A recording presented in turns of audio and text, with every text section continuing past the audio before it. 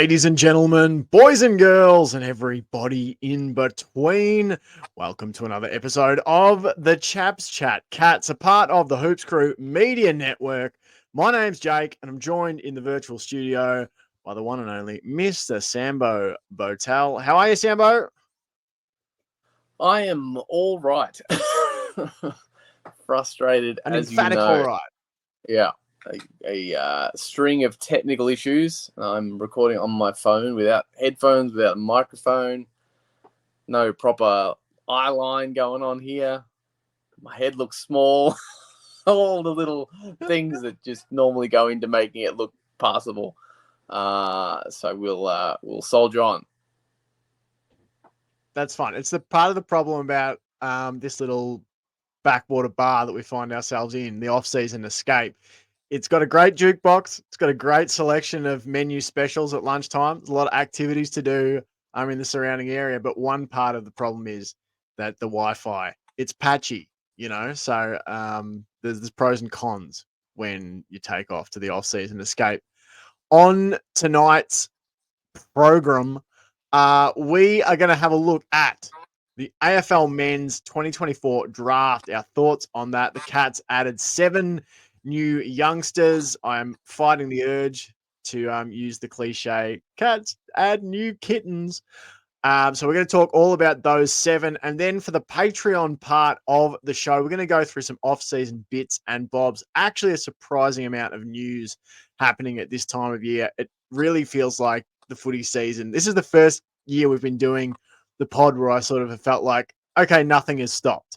There is something to talk about on every pod so far. So we'll talk about that. There's a bit of AFLW news.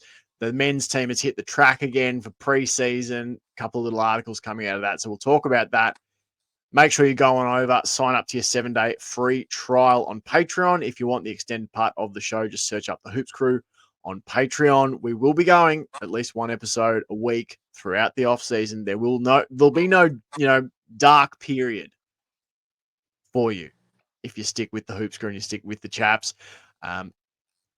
Another thing, just before we jump into full podcast mode, got to say big Hoops Crew Media Network thank you to our media network sponsor, Cyril Cook Florist. You can visit them at www.cyrilcookflorist.com.au. That's Cook with an E. You can phone them up on 035 222 2244 or make use of a 20% off discount when you go and visit them at shop 1211 Leather Street in Breakwater. Tell them that the Hoops Crew sent you. They will knock 20% off your next in-store purchase. Reminding you, it's Christmas party season. It's work breakup season. Maybe a nice bouquet of flowers, for the employees, if you want them to stay, for the employers, if you want to keep your job, whatever it might be. So thank you to Cyril Cook. But let's get into it, Sambo. The draft went down. We didn't watch a single second of it. It's something that I don't feel there's other people on the Hoops Crew Network that cover it perfectly. Paul did an exceptional live stream watch along, so you can go and check that out. That's still up on the YouTube. So that base was covered expertly by Paul. So we swoop in now after the fact. We've had time to collect our thoughts, watch some highlight videos, read some reports on places like Rookie Me Central, form our own misguided opinions. And we're going to dive in now. We're going to start with the 4 players that Geelong took in the national draft. And I'm going to flick to you here first. The Cats, their first pick was way down at pick number 44 after all the trades with Bailey Smith, etc. And Sambo, they took Jay Polkinghorne from Norwood. I haven't watched any of him. I've done sort of profiles and thoughts on some other players. You had a look at Polkinghorne. What were your thoughts on him? He looks pretty exciting, pretty consistent, and pretty dominant in the air. Like a lot of aerial ability. Most of his highlight reel is marking, over the head marking. Like there's some body work and leading marks to chest marks and that kind of thing, but predominantly his highlight reel is absolutely stacked with pretty impressive marks over the head. So yeah, looks like he's got really good hands. Looks like he's gonna be a really a really dangerous forward. To me, it looked like he was dwarfing everybody around him. It's worth noting in the rookie me profile that they've got that they say he's a bit of an in-between size. He's not quite the size of a key forward, but he's certainly tall. It's just one of those funny things. Obviously, they've watched a lot more of him than I have, but just had I not done the backed up research from different areas, I would have just watched the highlights and gone, man, he looks like an absolute giant. So that's interesting. And it's worth noting they also say some of his strengths are his scoreboard impact is pretty consistent, and his set shot goal kicking. So it seems like he's got a lot of the elements of a key forward all there.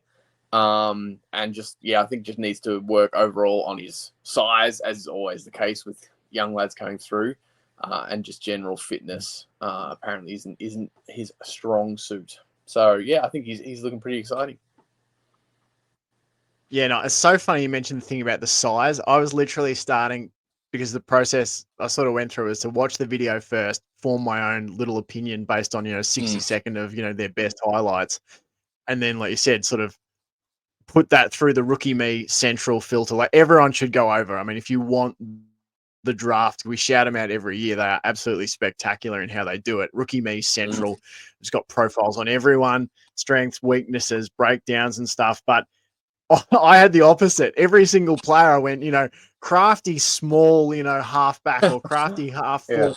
Yeah. And oh no, 190 centimeters or 188 centimeters. So I had the opposite read. Centimeter fullback. Yeah, that's right. So I'll move us on. We're going to go back and forth with these players, and then when we get to the end, we'll talk about basically who we're most excited for, and where we might see them fitting. But I'll take us now to pick number 52 out of Sturt. I believe they go by the nickname the Double Blue, which is also the Toronto football franchise name. But anyway, Jacob Mollier, that's how I'm pronouncing it. Mollier from Sturt was pick number 52. Big ruckman, and much like you're talking about with Polkinghorne, so many of his highlight reel was leaping into marking contests. Good strong hands, plucking the footy out of the air.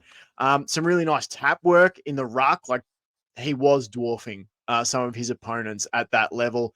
He's already 201 centimeters tall, and his jumping ability, really exciting. Like, one of those players, springs in his heels sort of thing. So yeah, interesting to me, just right off the top, that we're going, the first pick and second pick, both kind of exciting big men. Now, he's listed on the Cats website as a ruck position. And just a few little notes, I suppose, that from Rookie Me Central, they rated his athleticism, his mobility, and his ruck craft, and just a high amount of upside as his strengths.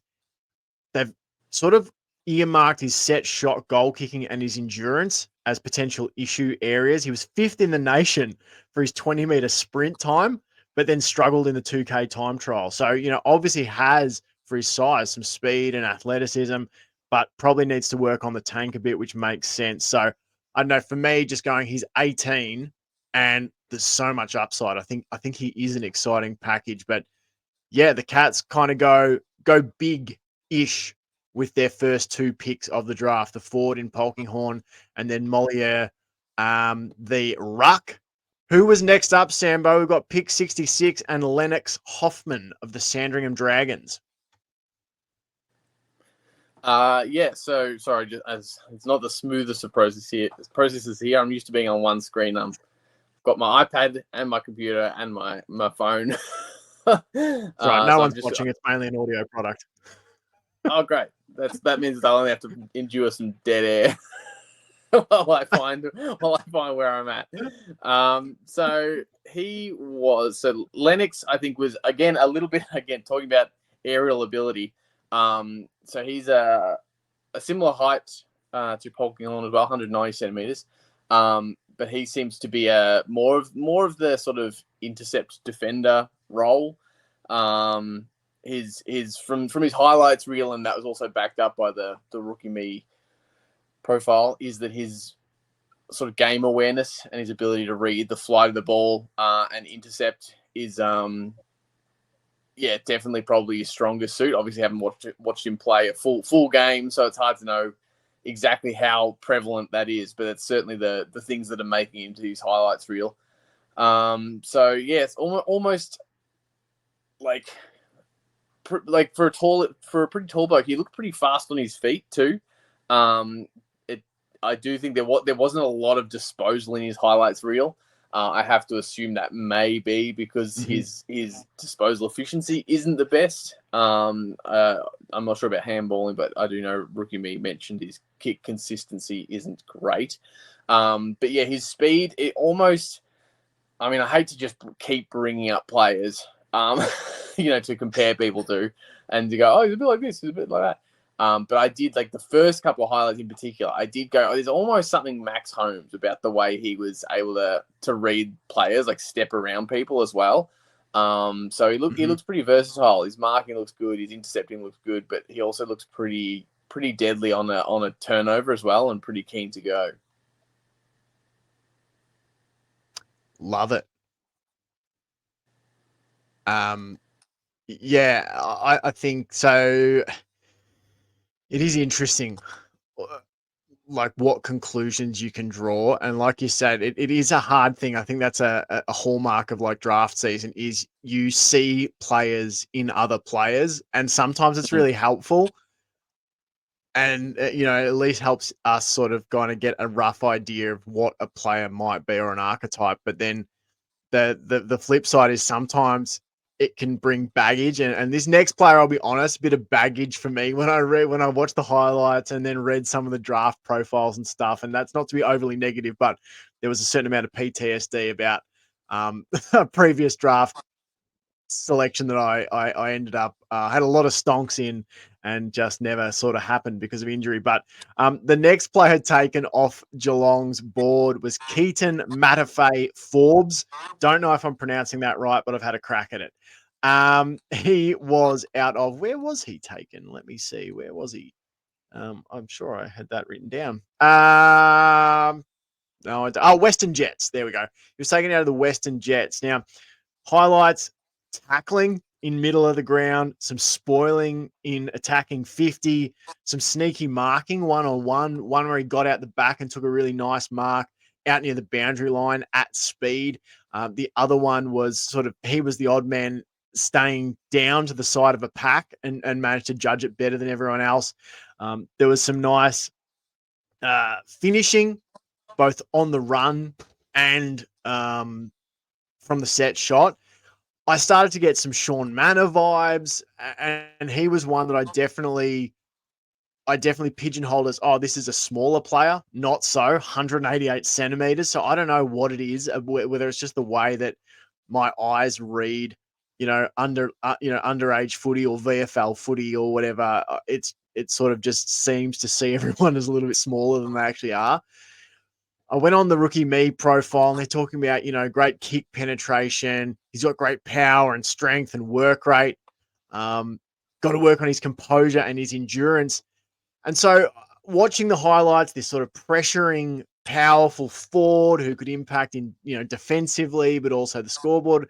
I'm starting to fill my head with a little bit of Gary Rowan. I'm starting to fill my head with a little bit of James Willis. And that was where I got a bit nervous because the endurance note from Rookie Me Central is off the back of some injury concerns that he's had that has impacted his ability to sort of build that endurance back up. So that makes me a little bit nervous, but I think the potential, the upside, if you're not trying to wet blanket this player, like he could be a highly and not just in terms of what he does on field, his skills, his athleticism, but he was also elected as captain to start his top age campaign. So there's leadership qualities there, obviously, as well. So I think he's a really exciting package. Keaton Matafei Forbes.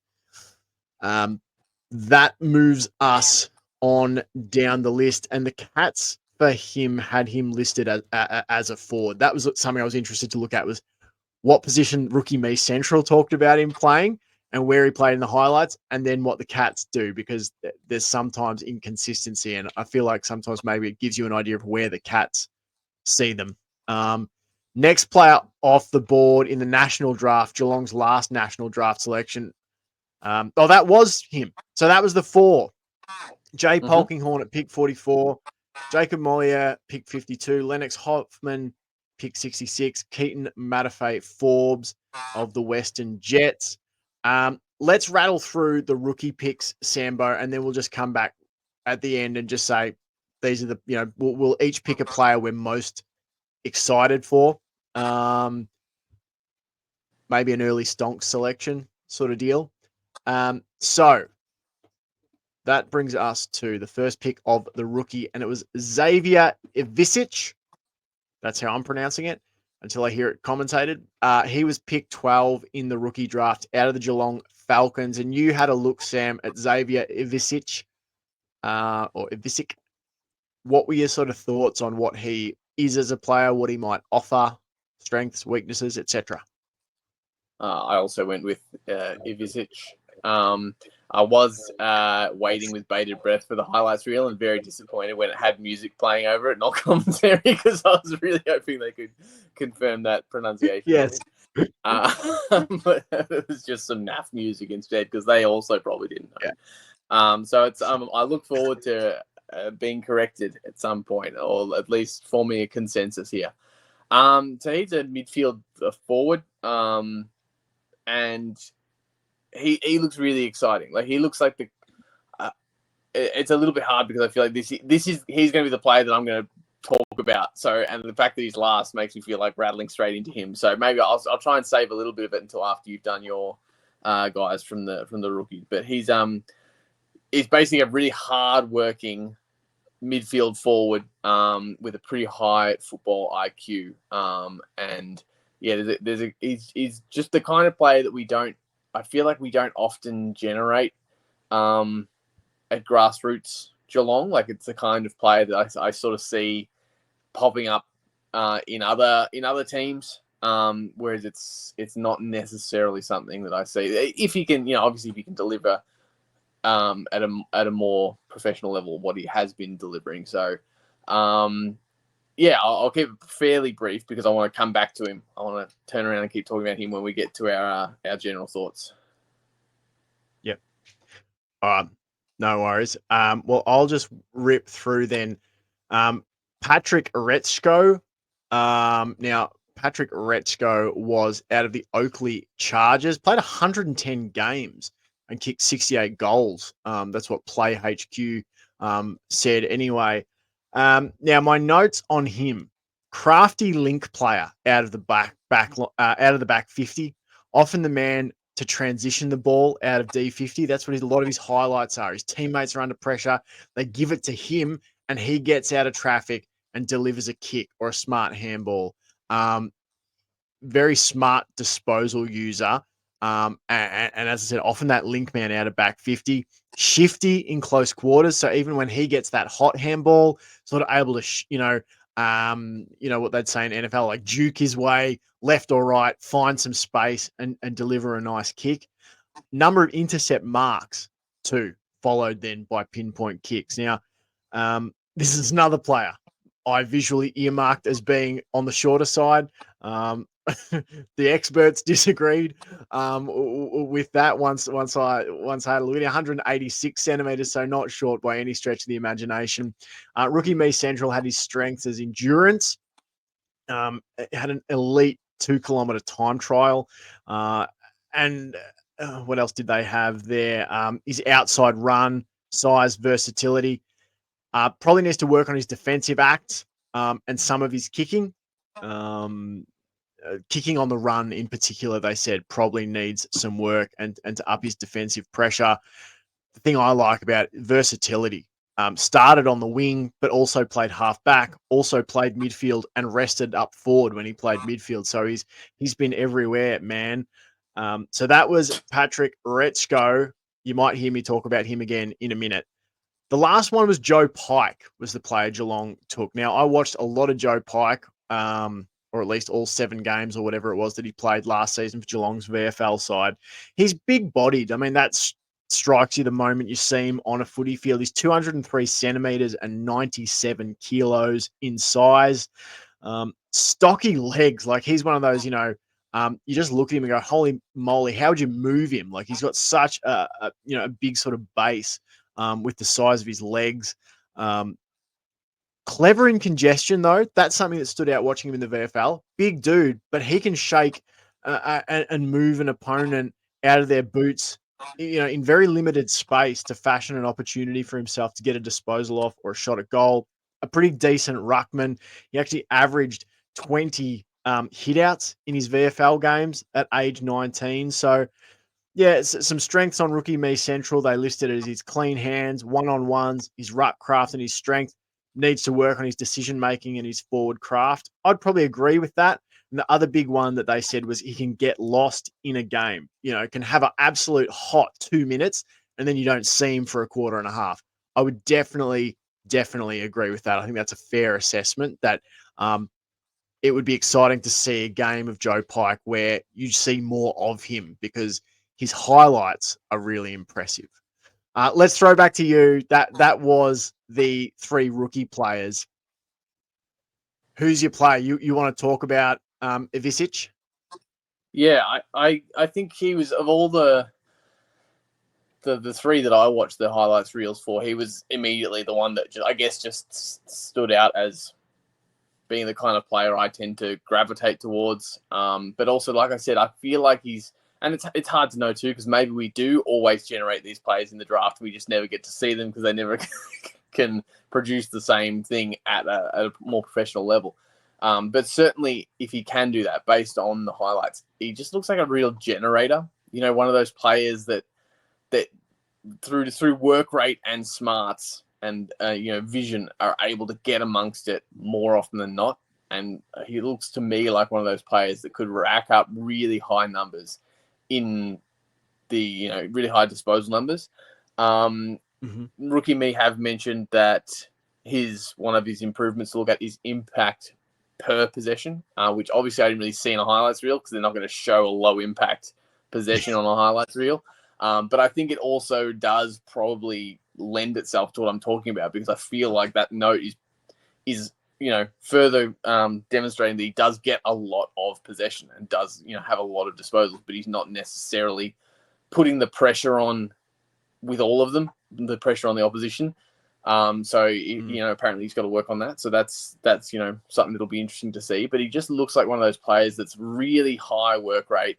Rookie, a little bit hard to sort of see from the highlights reel, but Rookie Me have said that his inside and outside balance is really good. He can do both. He can swap between the two, and that coupled with his fitness and his work rate and his speed means that he can be a real nightmare for opposition to follow him, to figure out where he's going to be. He gets himself into a really good space, and then also he seems to have from the highlights reel, from the limited highlights I was watching, it seems to have a pretty good vision. Whether he can, effectively achieve his vision or not is obviously something to be looked at. But some of his disposals looked really damaging, and he was not just blasting away at it. Like, it looked like he had a fair kick when he needed to, but just some of the even just handballs that he was generating. It was kind of like exciting, because I feel like that's the kind of thing we missed, particularly this year. So obviously he's not going to turn around and just do this straight away at AFL level next year, but it did feel a little bit exciting because of the year we've had, where we just need that player who can rack up 34 disposals and have 20 of them be really good. That real damaging kind of generator out of the middle, pushing up forward. So yeah, I think he's really exciting. We'll obviously have to just watch and see how he develops. But he looked strong, he looked fast, and he looked really fit, and like he had a really good work rate. So yeah, I couldn't really see anything to note negatively. They've Rookie Me have mentioned obviously the impact per possession and his contested work. But they both seem like things that they don't seem damaging to me. That seems like something that they can work on pretty easily when he's got so much upside on the other hand. Yeah. No, I love it. Yeah, that's making me excited. It's like the idea, perhaps, if he developed into like the fully embodied archetype of that type of player, like he could be a player that can him that high volume disposal getter for the Cats that maybe we just have lacked the last few seasons. Yeah, exactly. That's what I'm hoping. But obviously, we'll have to just see how quickly, if he can become that, and how quickly he can become that. Yeah. Well, I'm going to sneak in. Just a brief moment here to point out that my computer's not connecting to the Wi-Fi, and I've been running some internal diagnostics with AI. I don't normally use AI, but it's got an AI companion to help me run the diagnostics. And the issue they have found for me: your Wi-Fi is not connected.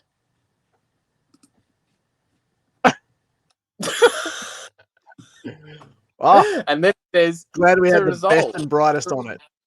To resolve, step 1, click the Wi-Fi icon in the status bar at the top of the screen. Step 2. Oh, thank the Lord for that. Anyway, go on, Jake. Disappointed!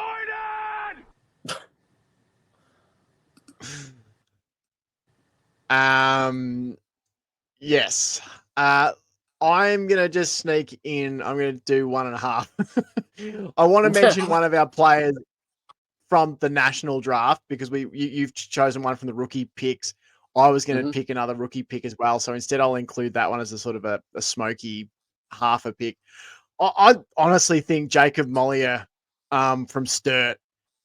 Everyone's always going, oh, we lack, real quality talls. How are we going to, replace Stanley or Hawkins or whoever it might be? Like, is Shannon Neal the next thing? Like, his marking, his aerial marking, and his athleticism for his size, his jumping ability is legitimately exciting. Now, whether the rest of it can develop around that, I don't know, but I just think he is one that I'll be keeping a close eye on. I just maybe the thing I like about him compared to some other big forwards we've had over the last few years is his mobility. Like that's something that I think it's just like you have to have it. You can't be a big forward and be immobile in the modern AFL game. So I love that about Jacob Mollier. I think he can be a really exciting prospect. So I'm really keen to watch him in the VFL. The other one from the rookie draft is just Patrick Retschko. Immediately, I don't know if he'll be the highest impact player that Geelong's drafted, but I would put him down as one of the most likely to get in the side first. Only because I think he's exactly the sort of versatile role player that Chris Scott loves. Like, I saw a little bit of Mark O'Connor about him when Mark O'Connor's at his best. I saw a little bit of Lawson Humphreys in him. The way he's able to be that crafty sort of player off half back or on the wing. Just his game awareness, his footy brain seems to be extremely high. And when you pair that with his ridiculous endurance and ability to run and keep running, like they were talking about, he was getting multiple kilometers in as a warm up before he ran like 15 Ks in a game. So this is someone who can just go and go and go. So he's just another one to watch closely, in my opinion, is Patrick Retschko. All right, that is the lot from our AFL men's draft thoughts. We're going to duck over now to the Patreon part of the show and whip through some headlines. There's been some AFLW Cats elected to representative sides, a big contract extension for perhaps one of the most important AFLW Cats of all, and the AFL men's team has hit the training track. So we're going to whip through those headlines over there. Would love for you to keep hitting that subscribe button here on the Hoops Crew YouTube channel so you get all the great shows, not just from us, but from Paul and Ben as well. They do excellent work. There's a massive 2025 coming up as well for us. So, yeah, make sure you're subscribed everywhere you get your videos and your podcasts. Thanks for watching. Thanks for listening. And until next time, go Cats. Go Cats.